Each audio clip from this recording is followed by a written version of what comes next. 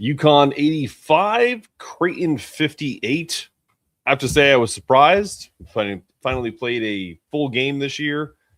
And to my first couple of guests here on the Big East Energy Network, much to their chagrin, but UConn dominates Creighton in Omaha. We'll talk about it right now. Let's get it. Let's get it. Let's get it. Let's get it. Yeah. UConn, baby. Home of the champions. Let's go. Oh, there they are. The Creighton boys. Rough night. To be the bearer of bad news, but UConn finally played a full game at your expense. I tweeted something at I think it was like 11 minutes to go I think it was in the second half. They said UConn's up 12. This is the moment where they usually this year where they would allow you to come back into a game, or are they going to go the other way? It's been the exact opposite for Creighton this season. That's about the mark where they kind of take their foot off the gas and let teams pull away. So it was kind of the perfect marriage of timing in a game. And same thing for Creighton this year. I mean, like they had two 5-minute droughts without a field goal tonight, and that's been almost the par for the course this entire season. Yeah, the physicality tonight was on a different level. And then Mark, I texted you during the game, man. The way that UConn sets screens and creates advantages off their screens is incredible. And I've watched them plenty this year on TV, but seeing it in person, it's just different. And it really we're going to have Coach Huss on our show, and it's one of the things I'm going to ask him about because, one, it's a mentality. It's a physicality and just a mentality of I'm going to set screens. But two, offensively, what it does is it pulls triggers everywhere else. And you see when you're late recovering, other guys have to help. So there's one more opportunities. It's just, it was a nightmare tonight. That's just one thing. Casey and I were talking about it. It just felt like all night long Creighton was just chasing the ball all night long just because of the physicality in which UConn was setting screens, and you just every time there was a screen set, you had a J player trailing somebody for a wide open shot. Yeah, I mean, like, I guess, this isn't like rubbing salt in the wounds, but like, you guys know this, like when you lose a guy who won Big East Player of the Year, Defensive Player of the Year 100 times in a row, yeah, and all of that action is the same.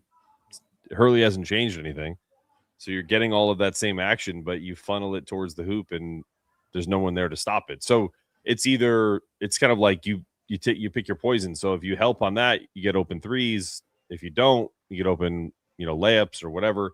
On top of that, I said at the very first game of the year, I texted Casey. I was like, where is your rebounding? Why are you giving up so many offensive rebounds? UConn is not a good offensive rebounding team. They're just not this year. And so I think it was 23-3 in second chance points towards the end of the game. I don't know what the final number was, but that was the last stat. 23-8. Okay. You could have sent that text after any game this season. That has been the two things that Creighton has been known for in the 5 years of Ryan Kalkbrenner, being a rim protector and grabbing boards. And that has just been – there hasn't been a guy that has been able to fill that role this season, no matter who's been playing the five.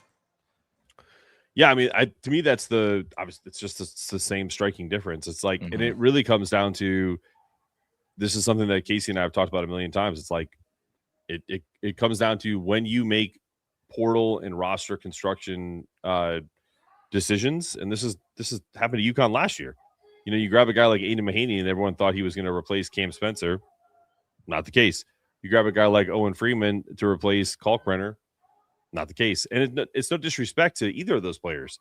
If they're on different teams, they're probably double guys other places, but it's just not a fit. I'm using that as a comparison because I feel like that's what you guys are going through. It's a very similar thing that UConn fans went through last year, where it's like you thought you had guys to kind of like replenish, and the reality is you don't. Yeah. Well, I mean, I think when you look at like this game specifically, there's a lot of different ways to break it down. One, from a rebounding perspective, for sure, 37-24 on the glass. You're not going to win that way. You go out in the offseason, just to tie back into what you talked about from a recruiting standpoint, you go out and you spend real money on two guys, Owen Freeman and Josh Dix. Owen Freeman tonight had 7 points. You could argue tonight was the best game he's played. Maybe, one of his best games. Yeah. I think it was I don't think it's debatable. Okay. Josh Dix plays 29 minutes and has 0 points. 0 for 6 from the field, 0 for 4 from 3.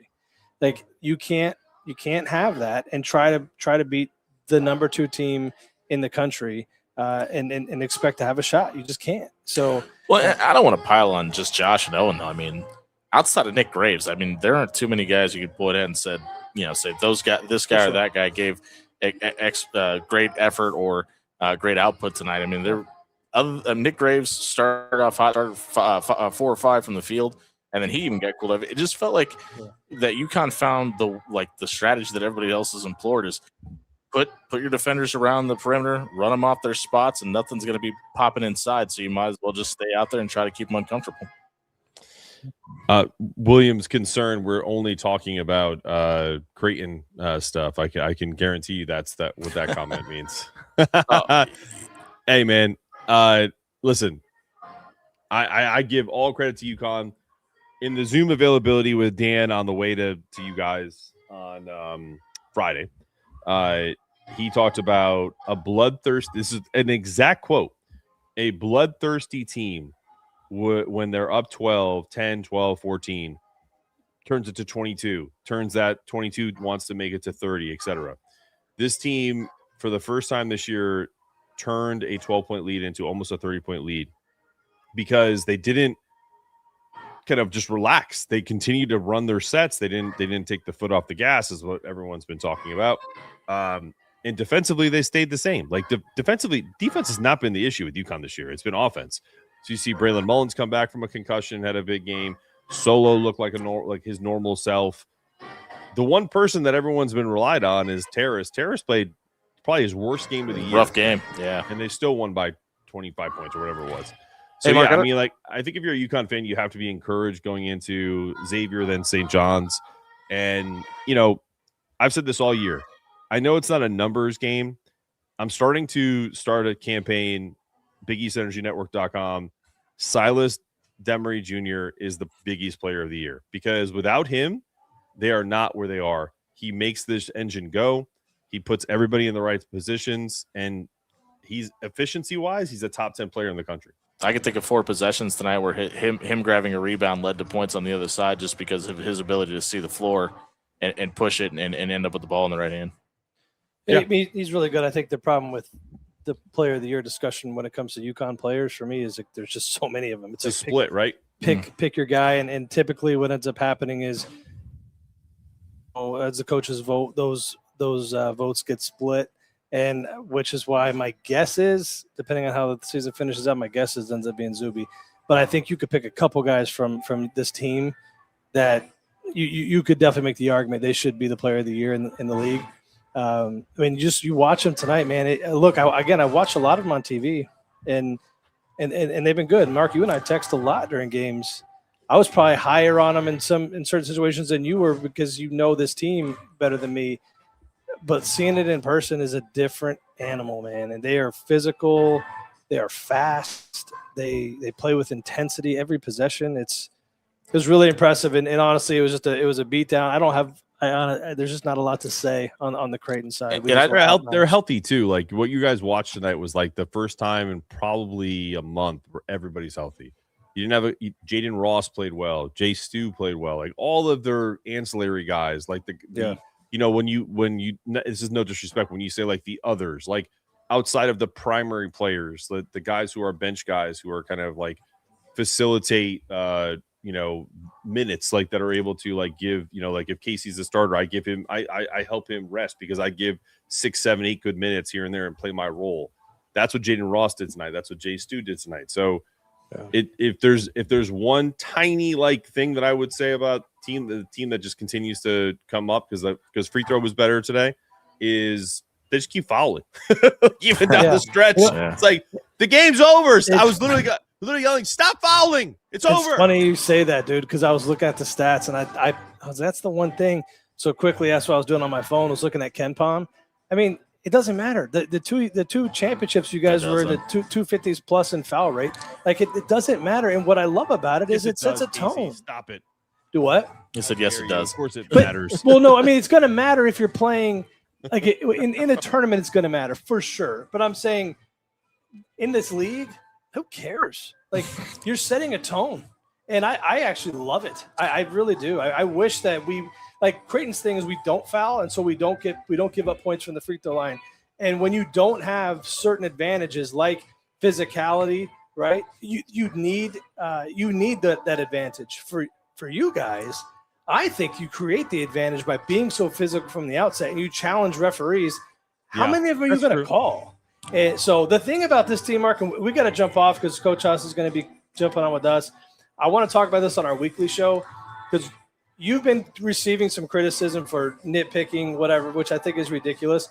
The one thing I'm going to say to you about this team and to everybody, you guys, a ton of people watching this, which is incredible, is that this team isn't even close to peaking yet. I agree. And they're undefeated in the league. So to me, nitpick all you want because that's why Coach Hurley is going to nitpick. He might not talk about it in the press. But that's why he's going to do it in the locker room because he knows if you've peaked in late January and early February, you're cooked. And so this is a team for me now watching it live. I'm more bullish on UConn than I ever have been. So I hate to be so complimentary towards your squad. I love to be able to talk some trash, but it is what it is, man. You guys are really good. And Mark, one thing before we jump off, I wanted to point out you're talking about health. Alex Karaban came up kind of limp at the end of the game, and I don't know if that came across on TV, but he limped off the court at one point. So just something to keep an eye on for UConn fans. Hopefully he's all right, but little gimp coming off about the 4-minute mark.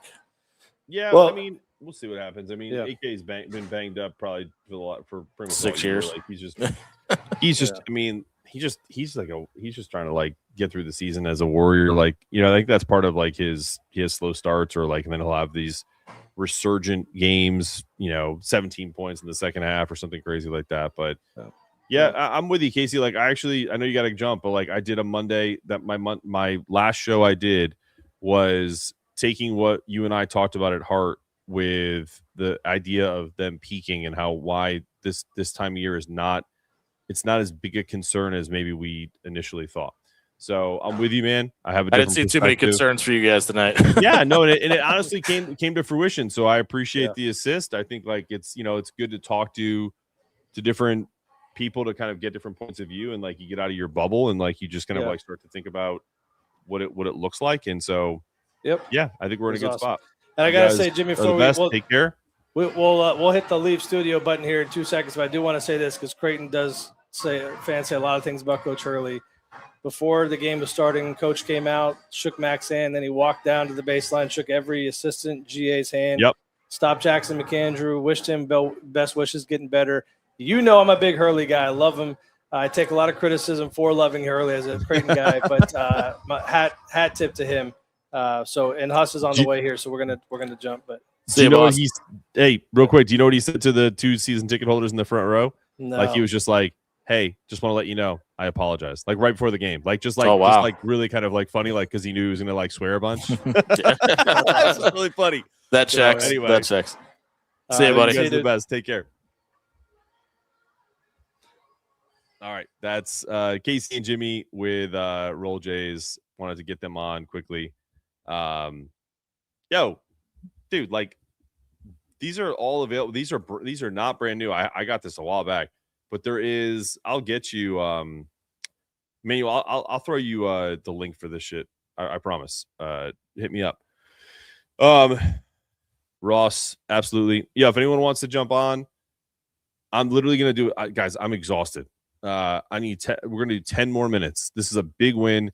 This team is absolutely just proved everything I said about how I feel like Dan has them right where we want them. So if you guys want to chat really quick, I'm going to put the link in the chat. I'm going to sit back and relax and drink my non-alcoholic athletic brewery. Not a sponsor, but if they want to be, it's cool. There's the link in the chat. Cheers to everybody. Whether you're drinking alcohol or non-alcohol, I wish you the best. So give me your thoughts. I'm going to take a sip. Let's see if I can get some other folks on. What do we got? Yeah, Silas looked good, man. I think Silas is looking good. Also, by the way, I'll tell you guys a quick story. You see my kind of bald, but it's kind of like faded up. On Thursday, my wife and I were having a date night on Friday, and like my hair was a little, it just didn't look, I didn't look as, clean as I do here. And so I said, my barber gets really booked up fast. Yes, I have a barber. I know I'm bald. I'm getting there. And I said, I texted him. I said, hey man, all I need is 20 minutes. Can you give me the LeBron fade? And here it is. Here's the LeBron fade. And he feels like, I guarantee you that's, I coined that phrase. And if someone else said it, cool. But yeah, got my LeBron fade. We're chilling. Manuel, I got you, man. Don't worry. I will definitely hook you up. I'm not doing any fireball shots with my NA drink. Thank you, though. UConn did win. Great win at their venue. It's a good basketball team. They always give us a tough time at their place. It's true. So anyway, no. But man, Creighton's not that good, man. Like I love that we won this game by as much as we did because it just shows that this team can do it. Right? Anyway, yeah. Anyone else got anything else? I love Jaden and Jalen's contributions. By far. Let's see if I can find. I know, Manny, I know that the guy who has these hats is like, he's on Twitter.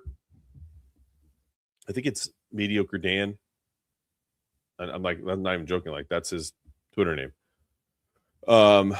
Let's see. Pretty sure it's like Stores Hats or whatever, storeshats.com. Some shit. I'll find it right now. And I'll put the link in the chat. Yeah.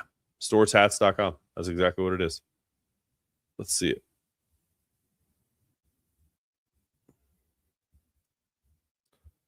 No, that's not it. Motherfucker. I swear to God, man. Copy link address. Hope that's the right one. All right. Well, it should be the right one. So, Manny, if you see that link, hit it.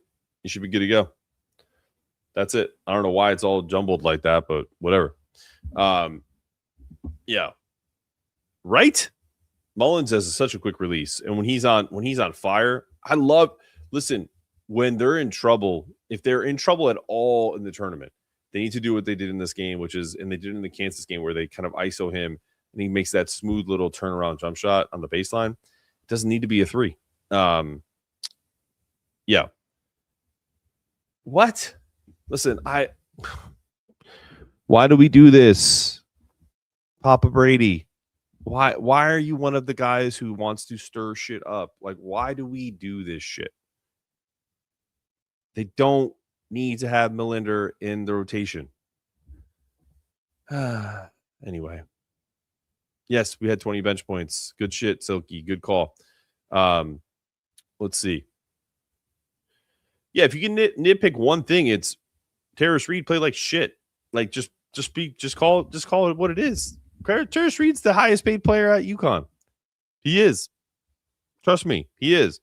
So if you're the highest paid player and your team's winning by 30, are you the most valuable player? Not in this game. That's all I'm saying. Like, and I hope he has dominant games going forward. It just is what it is. Yeah, I mean, his jump shot looked great, Crimson King. Jaden Ross will be a key player next year. I'm happy for this guy stepping up big time tonight. He might be a key player this year. I mean, listen, if any of these guys get in foul trouble, man, he looks great. He's the only player on the team that should be using the quick release. I saw other guys doing it and struggle. No, it's just part of his. It's just because it's just his regular shooting motion. If he's wide open, it's just like it's like a flick, but it's still in that same pocket. Like, so I think it's mostly because people play him so tight. Like, that's the reason why it's so quick. It's not anything other than that. But I appreciate the comment, Gene. What else? A couple more minutes. Let's see. Steve's right. Best overall effort all year. Perfect time with the Johnny's around the corner. Hey, don't sleep on Xavier, man. They shoot the three like their freaking hair's on fire. So let's beat the shit out of Xavier. All respect to my roll blob guys. Then we'll roll into the Johnnies and take care of business. Yeah, honestly, so good. So good. Such positive vibes all of a sudden. I love it. Listen, all it takes is for them to keep just they're a talented team. Just I've been really trying to have patience. I truly have. So 21-1, 17-game win streak. Hard to argue. Everybody, short show tonight. I'm exhausted. Been shoveling snow. There's a fucking foot of snow. Who's singing in the background? What are you talking about? All right, Ren, get your ass in here. Let's go. What's up, dude? What's good? What's going on? How we doing, man? Man, we doing great today, man. It was a good win today, man.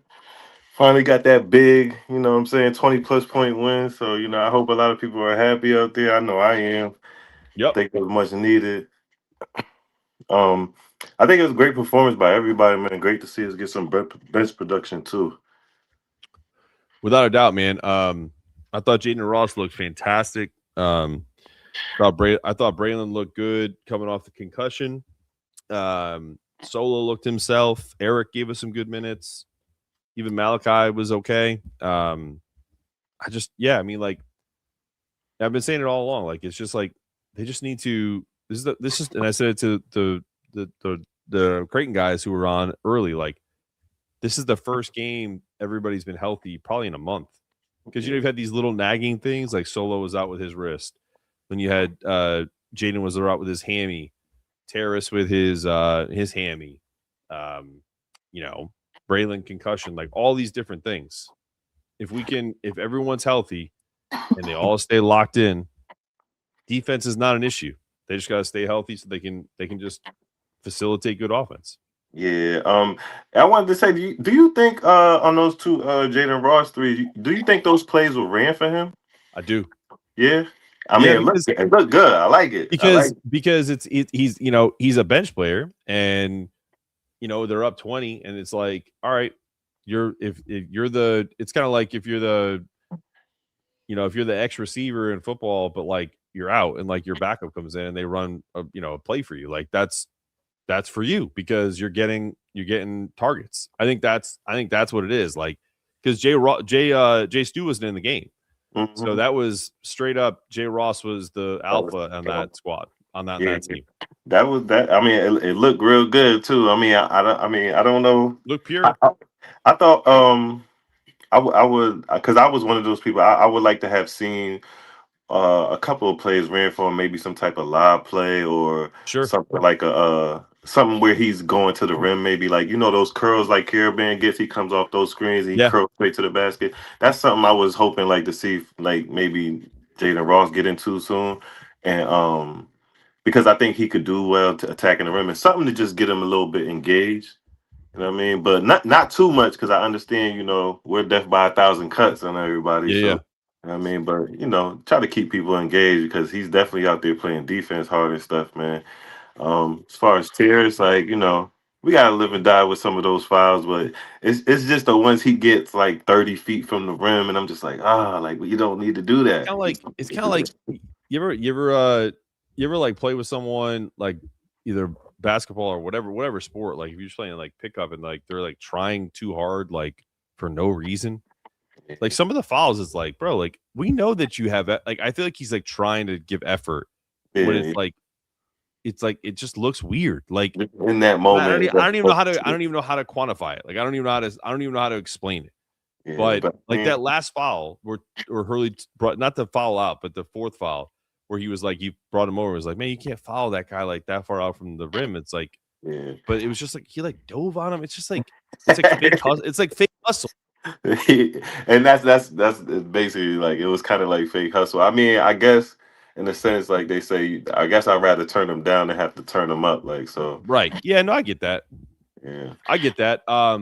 my thing is with this team, it's like sometimes, you know, and I want to tell everybody this, whether I know you're on Lawrence, but like this is something that Dan said in the media availability that I was on Friday, and he said, I am done comparing anybody to the championship teams. I'm not going to compare Silas to Tristan. I'm not going to compare Solo to Jordan Hawkins. Like, I'm not going to do that anymore. And honestly, that was the biggest, like, I was nodding my head in the Zoom. He's not out, like, his face is not there. He's just on the phone. Yeah. But like, I'm literally nodding along with him, because if there's one criticism I've given Dan Hurley ever in his time here, is that he always does that. He puts these unnecessary expectations on some of these players or teams. This team isn't like the 22-23 team. They could be, but we got to see it. You know what I mean? Like, stop doing that, because every casual fan will go, you know what? I'm seeing a lot of 22-23 in this team. It's like, no, you're not. That's just some shit he said to you. And now they're, you know what I mean? Like, we're finally getting maybe to that where they can actually put it all together. And it's lazy. Like, it just is. Silas is not Tristan. He's a totally different player. He's really good. He is almost at like an All-American level in terms of his efficiency numbers. Solo is not the same player as Hawk. It's just not the same team. We don't have an Andre Jackson. We just don't. Yeah, we definitely don't got an Andre Jackson, but I think who's the freak? Is it Jaden Ross? Like, it's not. Like, he doesn't do that. He doesn't do what he does. But I think, like, in that sense too, like, I'm more so on the side of that too. It's an unnecessary expectation. And maybe a little bit of pressure, but at the same time, like, I don't like to compare those players. You know what I'm saying? Each 1-to-1. I just think that Hurley has a formula of a type of build of player that he's looking for, like with the ability to shoot. He wants some size. You know what I mean? Like, so you could be mostly multifaceted on the court. Like, I try to look at it that way more so than, oh, he's looking for the next Cam Spencer or the next. You know what I mean? Like, I don't like. I also think UConn fans forget that two of our greatest players of all time are like my height, Kemba Walker and Shabazz Napier. Like, let's call it what it is. Like, Ray Allen's 6'6", Donyell Marshall 6'11". We can go all, you know what I mean? Like, but Kemba's, like, I've met Kemba, dapped him up, we're eye to eye. Like, it's you know, he's not a big guy. Like, you can win with a short point guard. You can win with another, like, a point guard like Shabazz.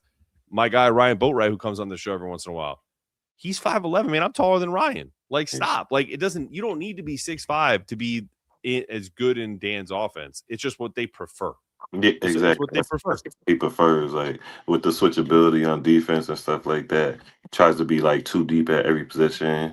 So, like I said, I just think he has a formula and a preference into the style that he wants to put on the court. So when you get too deep at every position and you see certain things, I think it's just easy for people to fall in love with what they've seen previously. And it's just like he said, Hurley said something about that earlier. Just, be the great you. Don't be the last person. Like, make a name for yourself. I think he was saying something like that. Like, make a name for this team that you're currently on. Like, go down in history with that. But kind of wanted to highlight Silas, man. Silas is figuring it out. He's figuring it out. Like, he's getting into those little tight spots where he's weaving off the pick and rolls. He's getting those little floaters. He's figuring it out. And, like, and I hate to say this because we just talked about it, but in the sense that how Newton started finding his way that season, he's finding his way. He's finding his way, like, and it's looking real good, man. It's looking real good. I think Silas has been finding his way steadily for the last 6 weeks, and he has these pops, and I wish he would shoot more, but, like, I also love that he has the unselfishness to kind of get his guys involved so that when he needs to, he can do what he needs to do. But yeah, I mean, when Silas shoots threes, I'm 1000% confident that shit's going in. I don't feel the same way about Malachi, even though he has his moments. Sometimes I don't feel the same way about now Solo. Yes. But like, during the year, I was like, his wrist is bothering him. But like when Silas shoots because he doesn't, it's kind of like Silas is like the guy who's like, doesn't talk much, but when he does talk, you listen because it's like, oh, he's saying something. So this must be important. So when he shoots, it's like, he needs to shoot. Yeah, See what I'm saying? Like there's a way that he goes about his game. And I think he's definitely kind of gotten to that next level. But yeah, man, like if this team comes together and you got him, Silas, you got him, Braylon, and Solo all kind of firing on that high 30 to low 40% 3-point shooting. This team, sky's the limit, man. Like it just is because think about that. We haven't even talked about Alex, and Alex hits clutch shots all the time, and he battles, and he's just a consummate professional. So. Yeah, man, this team's good, and it could be great. Like that, I've been saying that all year. It's a good team. It's a solid team. It could be great. Yeah. I'm definitely looking forward to some more of these blowout wins, of course. But I mean, we just gotta stay the ship, man. Just stay the ship and just keep on pushing, man. But it's looking good. It's looking good for sure. Where do you stay at? Are you in Connecticut? I'm from Bridgeport, Connecticut, but I moved down to Richmond, Virginia. What you got? We got bad weather there. Oh my goodness, man! We definitely have bad weather, and I guess right now are you dealing with this storm? I think it's supposed to be snowing. I suppose to be snowing now. I haven't even looked outside yet, but I just woke up from a nap before the game started, so I haven't even looked out there. But like they're not equipped for this snow and stuff. And being from up north, it's like how y'all not ready for this?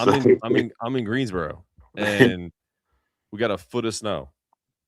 And I'm about to be in this house for a fucking week. Oh man, I don't know how to do shit down here with that stuff. Yeah, I gotta see what's going on out here. I didn't look yet, man. If it's coming, it's coming now. Like, cause it's slowing down here. But yeah, we got like when I came up for the game, it was like about 8 or 9 inches. But when I went down at halftime and checked with my wife, it's like I looked at the deck and I was like, damn. I was like, tomorrow's gonna suck because I'm gonna have to shovel all that shit.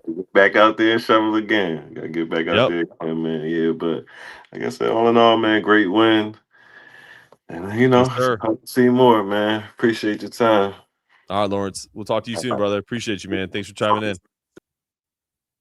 All right, that's Lawrence. Hey guys, I'm out. I'm so happy that Lawrence popped in because those kind of calls make the show that much better. I appreciate everyone that jumped in. We got almost like 500 people, dialing into the chat. And so, listen, man, I love you guys, and we'll talk to you guys soon. We'll see you on the Xavier show. Next show is Monday at 7 a.m. Guys, go check out BigEastEnergyNetwork.com. Click on subscribe to the newsletter. If you can, do it. It's free. Eventually, we're going to kind of get some stuff going there. It's a beautiful landing page. You'll love it. All the UConn stuff. Trust me, we're gonna crush it there. This is the Hoops Cap, Big East Energy Network. Peace. Let's get it. Let's get it. Let's get it. Let's get it. Yeah. UConn, baby.